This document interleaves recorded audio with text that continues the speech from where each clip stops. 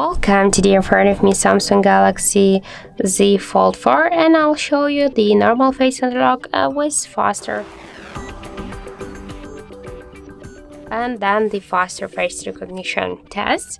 So I'll make it with the help of the stopwatch, and now I'll open the settings and I'll show you that I turned off the faster recognition. So now I'll make it first 5 tries to unlock the device with the normal face unlock, and after that I'll make the second 5 tries to unlock the device with the faster recognition.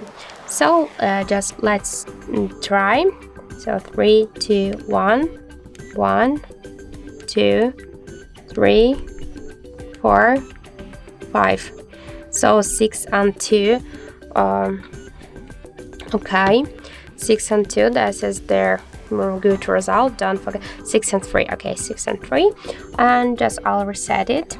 After that, when I'll activate the faster recognition, now just I'll turn it on, and okay, don't forget 6 and 3.